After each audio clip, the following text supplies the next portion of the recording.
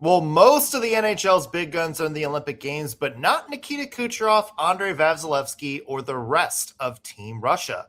Will that extra rest help or hurt those Lightning stars after the Olympic break? More on today's Locked On Lightning.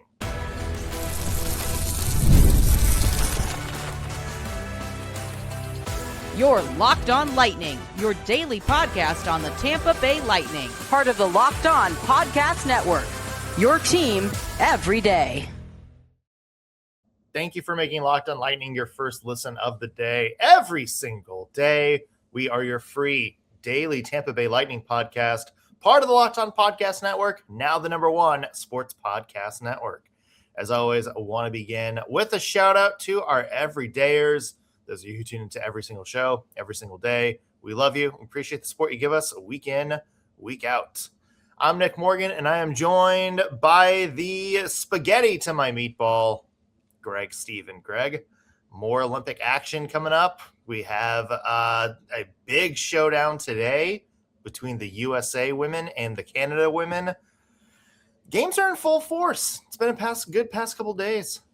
Yeah. Good morning. We're waking up to some Olympics and exciting. I mean, we haven't seen the Olympics in 4 years, so here we go. This is a good time to be alive. A little rest from the NHL, a little change up. It's gonna be fun. Have you seen the meme going around about like comparing the Summer Olympics and Winter Olympics? No. It's like the summer games are like who can jump the highest, who can run the fastest, who can swim the furthest. And like the Winter Olympics is like who can go down this giant mountain of death, who can do a backflip in the air and land in the snow without dying, who can skate on the ice without getting chopped off by the other people's skates. And even in biathlon, it's, hey, you've just skied 5 miles. Here's your gun. Yeah, here's your gun. It's funny. I mean, it's so true. The Winter Olympics are chaos, man. There's just so much danger. I love it. Yeah. Better than the summer games. That is my hot take, and maybe not. I concur. At all. And speaking of the Olympics, it is a big game today in the women's side. USA versus Canada on the ice. We're going to be talking about that game coming up today and a couple of X factors, players to watch for that one. Can USA make it 7 straight wins over Canada and end some of the Olympic curse that they've had against their arch rival?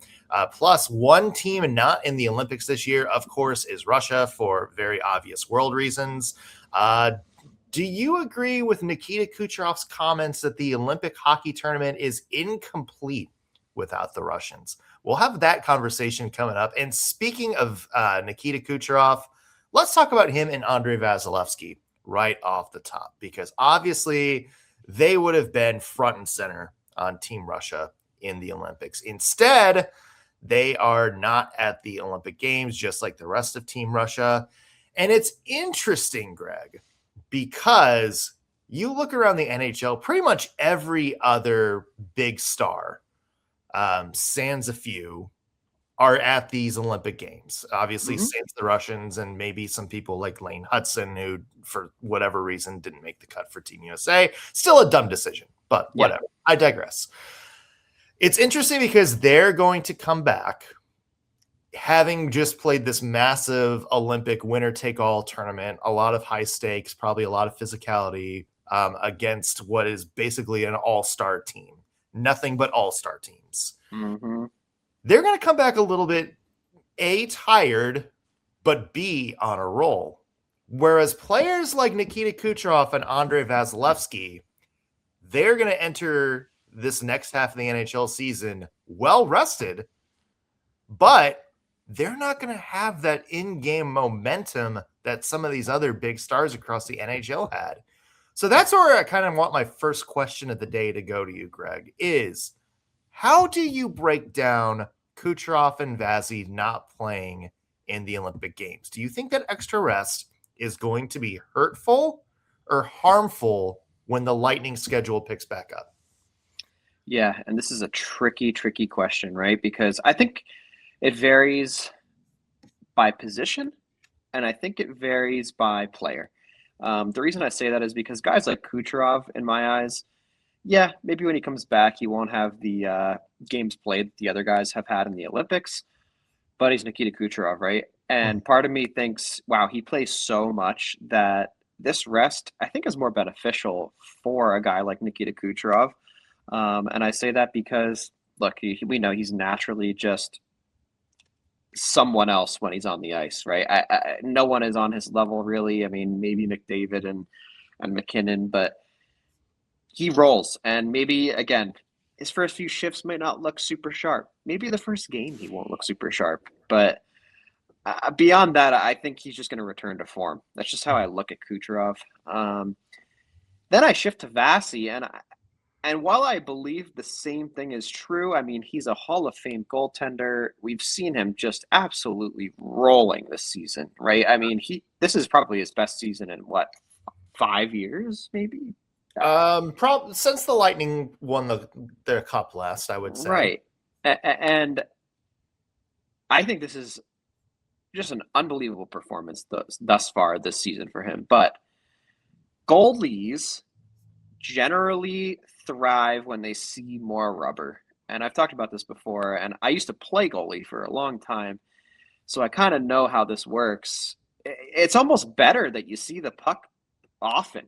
And we talk about this too when we talk about JoJo, how he has to come in off of no real rubber from games, right? He comes in on practice rubber. But I think it's actually maybe a little more negative for Vasi, only because while I believe he'll be able to return to form, I just think the heater that he's been on is in large part due to the fact that he's been playing so much and he's been playing against good teams. He's seeing a lot of shots, and to just sit down for the next few weeks, I don't know if it's hugely beneficial, especially because as a goalie, you're not skating a ton either. So as far as recharging, yeah, I'm sure it's great to rest, but I think it's more beneficial for Kuch than it is Vasi. I agree with that to an extent. For Vasilevskiy in particular, I feel like goalies get better, when they're locked in, when they're dialed in. And for Vasilevskiy in particular, we have seen him come back from injury, come back from extended time off, and need a second or two to get going. Mm-hmm. And that's interesting because, you mentioned the heater he's on. He's been the best goalie in the NHL for, I would say, the past 2 months. Since the Lightning started their team heater. And he's been, if you look at his stats, he's actually at the point where a lot of his performances are stealing games in some places, or at least he is the X factor in some of these games. He's right up there with Ilya Sorokin and goals saved above expected this year. So I am a little concerned about him coming back and basically going 3 weeks without game action. For Nikita Kucherov, it's interesting because he also, and this is tricky because I do agree with you to an extent that I think it's easier for a player to kind of get back into form than it is a goalie. But the way Nikita Kucherov is playing and the scoring pace that he was on, let's not overlook the fact that the scoring pace for Nikita Kucherov the past 25 games was the best in the NHL since the year 2000. Yeah. Since the Jaromir Jagr days. That's how hot he was on. Record since over the past 25 years for most points in a 25-game span. The rate he was scoring was unbelievable. And it is, I think part of that was because he was healthy. He was having some, as much as he could, consistency with who he was playing with. Obviously, great rapport with Darren Radish. And I do think, Kucherov can get back to that form he was on? Yes, absolutely. But I'm with you. It might be a little bit slow going, I think, out of the gate because there is rust when you don't play for a while. It's always why the preseason happens and why the first couple of games happen. I mean, look at the Lightning this year. I think it's very clear that they weren't 100% going into that first month of the season this year in terms of chemistry. Mm-hmm. That to me is going to be the biggest thing, chemistry. And, look, we've talked about Kucherov and Vasi. Same thing for Braden Point and Anthony Cirelli, who were supposed to be at the Olympics, got hurt. And so now, you have the Lightning's arguably 4 of their 6 or 7 best players on this massive break. And I do think it's going to be interesting to see how the Lightning handle that. It is. And I think to tie into your point about Kucherov, the momentum for all players, even goaltenders, just disrupting momentum at all is generally bad, right? So I think that's like just a large general take. Just the fact that there's so much rest for all the Lightning players, I mean, outside the Olympians, definitely kills momentum. And I guess you could even argue, even the Olympians, it kills momentum just because they're not playing with the Lightning, right? Yeah, So, sure. Overall, I think just having this long off from playing with this exact squad is generally not good. That's how I would look at it. Yeah, especially how hot the Lightning have been playing. It's a double-edged sword, right? Because the Lightning are going to get players back healthy, Yeah, that too. Be healthy coming back. You're not going to have to worry about anybody getting hurt or, some extra mileage on them. But at the same time, you're right. Momentum is key. Chemistry is key. We've seen how big of a role chemistry can be for the Tampa Bay Lightning. We've seen that this season. So it's a little bit of a double-edged sword. So honestly, Greg, you could tell me the Lightning pick right back up, at the end of February, and it looks like, they never left. You could tell me they struggle right out of the gate, and I would not be surprised either way. Yep, I agree. Obviously, let's talk about the reason that Nikita Kucherov and Andrei Vasilevskiy aren't playing. Obviously, we know why Russia is not at these Olympic Games. Nikita Kucherov had some interesting comments about this situation, including that these games aren't a true best on best without Russia. Do you agree? We'll dive into that when we come back on Locked on Lightning. Today's episode is brought to you by Indeed. Hey, have you ever been on online dating apps and maybe you swiped right on a person who had a great profile, great pictures, seemed to be the right vibe, and then you went on a date with them and you realized, wow, this person is not a match for me at all? We can always just not go on date number 2, but when you hire somebody for your company whose resume doesn't match their actual experience, it can set your business back a bit. That's why you need to trust Indeed sponsored jobs. If you're hiring, Indeed is all you need. Stop struggling to get your job post seen on other sites. Indeed sponsored jobs puts your post at the top of the page and helps you reach the right candidates faster. I know if I needed to hire somebody, I would go straight to Indeed. I would be very specific about what I need, real experience, not just resume buzzwords.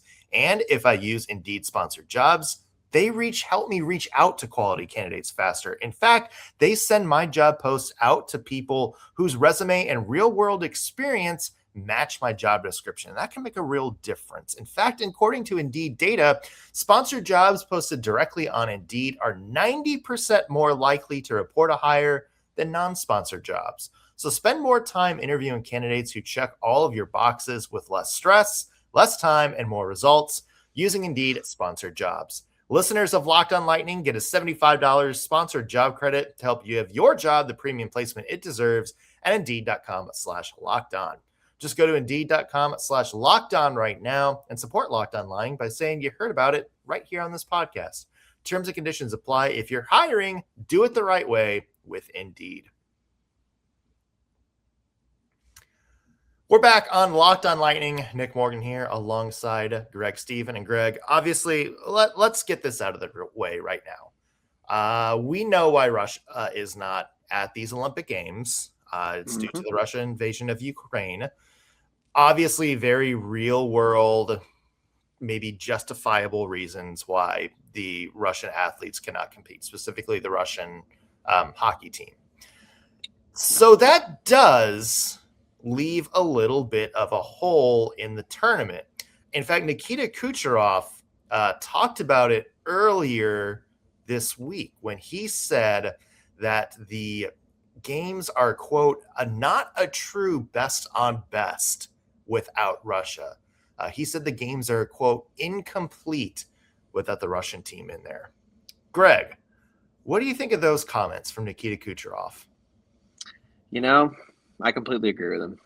And we're not going to get into the politics of why Russia is not in the Olympics. Obviously, it has to do with war, but let's just focus on what he said. And that is just simply true to me, right? And you and I kind of talked about this off air. Mm-hmm.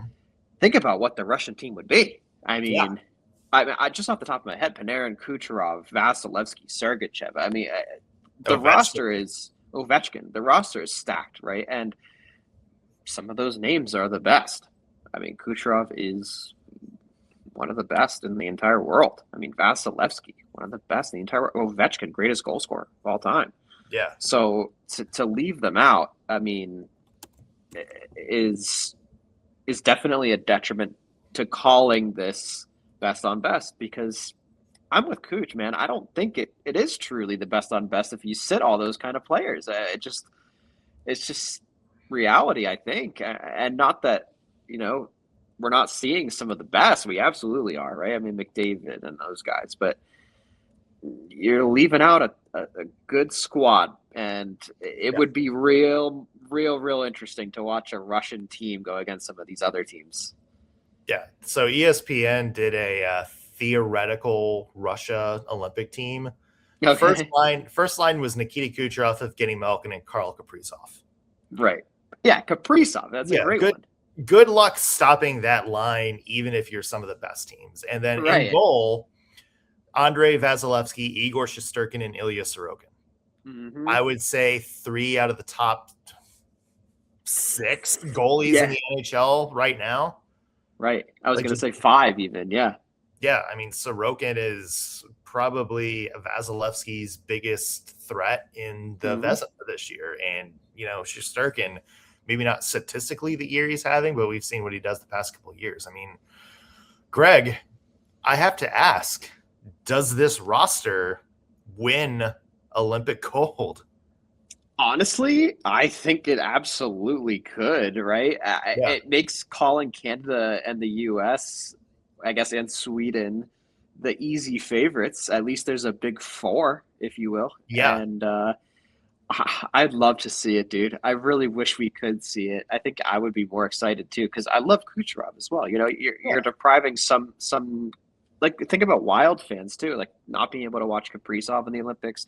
Lightning fans can't watch their Kucherov, in the Olympics. So there is a little bit of a deprivation of some of the, I think, for the fans as well, because some of these guys lead their teams, and it'd be fun to watch them lead their country, regardless of the politic part of it.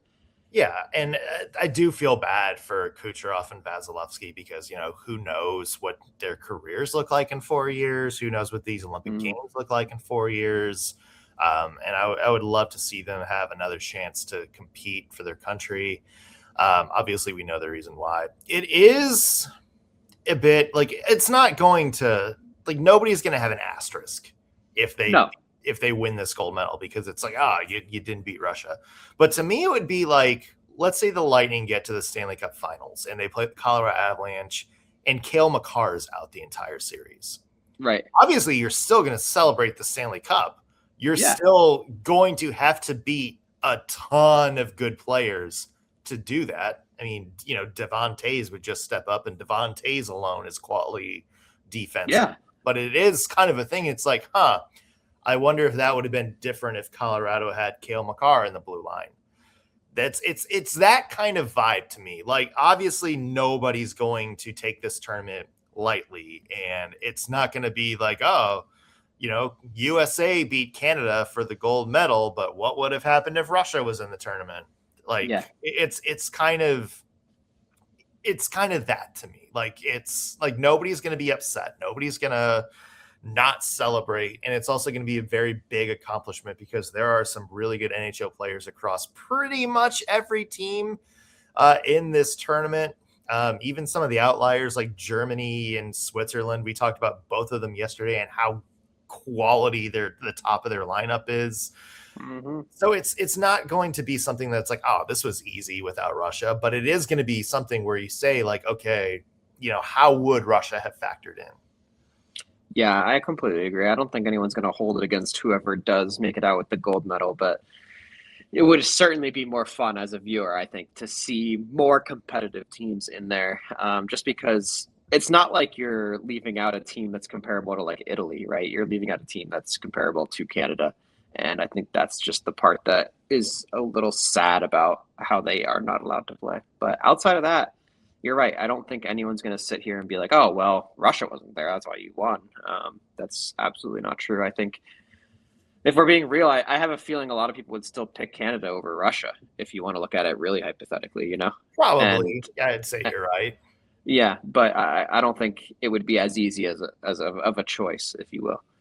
Yeah, I'm with you there. It really would be interesting to see how they factor in because, God, that lineup that they would roll with. Yeah, we got to get someone to simulate it on like NHL 26 or something. There we go. Can you do? So I have not played Shell in quite some time. Is that Me neither. Can you put like a team Russia together? I'm sure you could, right? Just like create a team, throw some guys on there. I have no idea. Yeah, I know you used to be able to play like the country, like you could play like a World Cup tournament or something like that. Yeah. I don't know if you still can. I don't know. I'm too old. I don't know anymore. The Shell days are behind me. Me too. Obviously, let's talk about a team though that is in these Olympic Games. Let's talk about two of them, and that is the USA women's hockey team and the Canadian women's hockey team. Maybe one of the biggest rivalries in hockey altogether. Certainly a best on best situation here. They play today in Milan, USA, Canada. Who wins this game? We'll talk about that when we come back on Locked on Lightning. Today's episode is brought to you by Factor. Cold days, packed schedules, and big goals. That pretty much sums up winter for you. And when there's not a lot of time to cook, eating, well, can feel like another big thing on the to-do list. Well, that's where Factor comes in. Factor makes healthy eating easy with fully prepared meals designed by dietitians and crafted by chefs so you can eat without the planning, prepping, or cooking. Factor meals are always fresh, never frozen, and ready to go in about 2 minutes. The ingredients stand out. We're talking quality lean proteins, colorful veggies, whole foods, and healthy fats with no refined sugar, no artificial sweeteners, and no refined seed oils. And one of the coolest things about Factor is they have over 100 rotating meals each week, so it never gets boring. Plus, they have options like high protein, calorie smart, Mediterranean diet, GLP-1 support, and even the new Muscle Pro collection for strength and recovery. So no matter how you're eating or what your diet looks like, there are options for you. Factor is perfect for busy weeks when you still want meals that support your goals without the stress. So head to factormeals.com/LockedOnNHL 50 off and use code LockedOnNHL50 off to get 50% off and free breakfast for a year. Eat like a pro this month with Factor. New subscribers only. Varies by plan. One free breakfast item per box for 1 year while subscription is active. If you're ready to reach your fitness goals this year, try Factor to help you get there.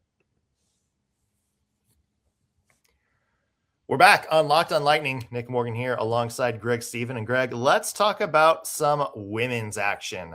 USA, Canada, on the ice today, 2 o'clock Eastern puck drop in Milan. This is it. This is kind of the game that everybody circles every single time they play, with all, due respect to the other countries, a lot of whose teams are starting to get better year after year. These are by far the two best teams in this tournament, and it's not quite close. They're on a tier of their own.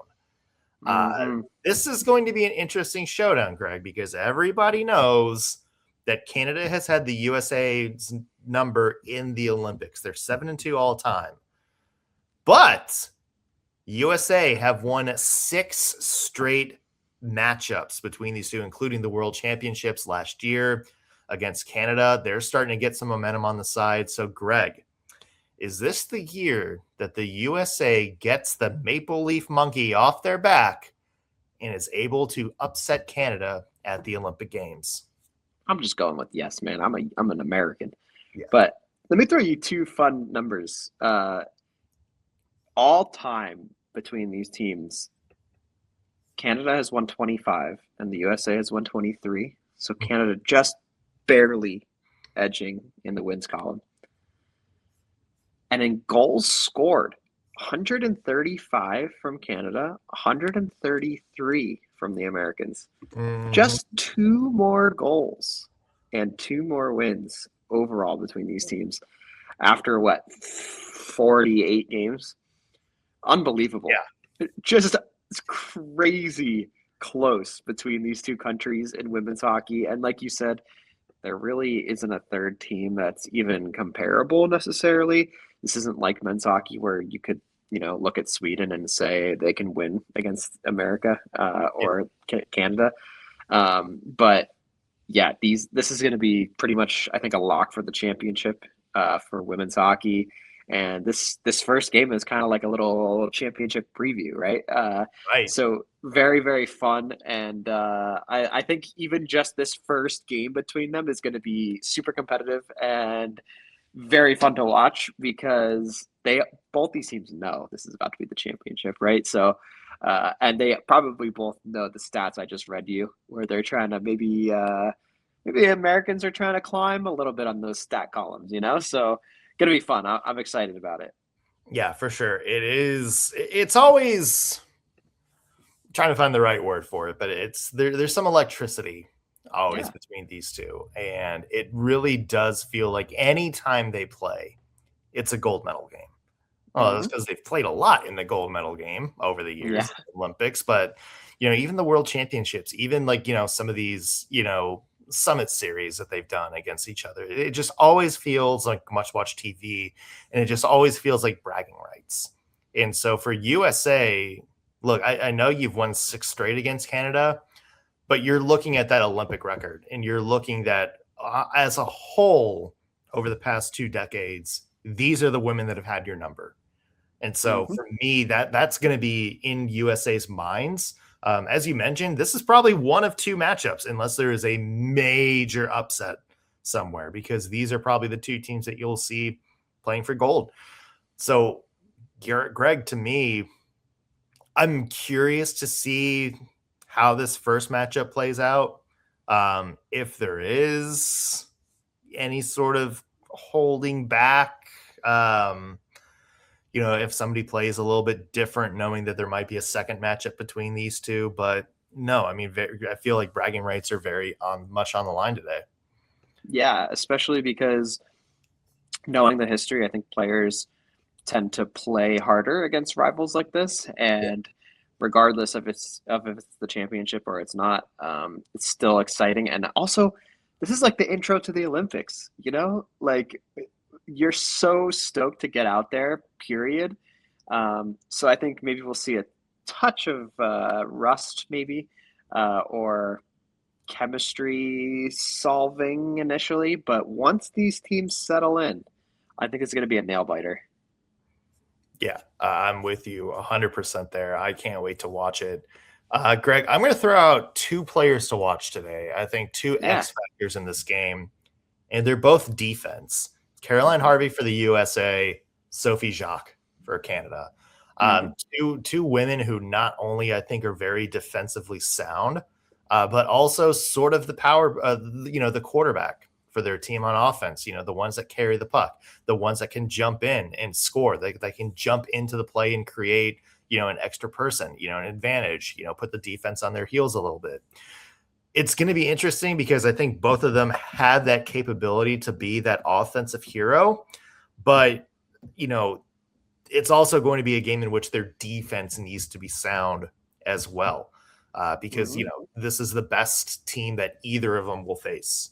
And so I think especially for the USA and Caroline Harvey, can you go and jump into the play and give the USA some advantage on the attack while still maintaining your defensive responsibilities? Can you keep Canada's big guns in check without giving up a bad rush the other way? Because Canada's a team that can take advantage of that. We know they have so many quality players on their team. That's going to be an X factor to me, is how these 2 offensive defensemen get involved in the game today. Yeah, I'm so with you, man. I think I kind of look at it like 2 Cale Makars playing against each other. Yeah. Both capable of offensive damage and both capable of shutting you down defensively. Very unique players. And like you said, I think they need to really figure out how to combat each other, because, like you said, both these offenses capable of damaging you if you cough up the puck in the wrong place. And at the same time, both these defensemen also capable of damaging you if you let them. Yeah. The other X factor to me is whether Marie-Philippe Poulin plays. We saw her injured in the last Canada game. It's obviously she's not the front and center superstar that she was a few years ago for Canada, but she is the leader. I mean, she's the player you would say is most synonymous with Canada hockey. She's the Sidney Crosby for women, just the legendary athlete that's front and center. And I do think if she doesn't play today, it's not going to, undo Canada's entire strategy. But I do think that's going to be a big hole in their lineup that they are going to have trouble to fill. I completely agree with you. I think that is a big factor. I don't think, like you said, it's make or break, but for sure. I mean, just like you said, it's kind of like the comparison you made, Sidney Crosby, and you need those kind of players on these Olympic Games. And I hope that she is able to participate, because I think I'd rather see both these teams at full strength. Yeah, you want it to be best on best and not have anything. And quite frankly, I do think the USA could beat Canada today without. Me too. So it's going to be interesting. 2:10 puck drop. We actually will have recap coming up later this week because we have another show in store for tomorrow, but sure to be a good game. Can't wait to watch it. Can't wait to talk about it. A lot to come up on Locked On Lightning tomorrow. Make sure you stay tuned for us, and we'll have more for you. Make sure you follow us on social media. We're Locked On Lightning pretty much anywhere you scroll, TikTok, Instagram, you name it. Also, however you're listening to us, hit that subscribe button. Whether you're watching us on YouTube, whether you're listening in on your favorite podcasting platform, helps us out with the numbers and lets you guys know when we have new content available for you. That's going to do it for us on today's Locked On Lightning. Thanks for making us your first listen of the day. Back for the new episode tomorrow. We'll see you then.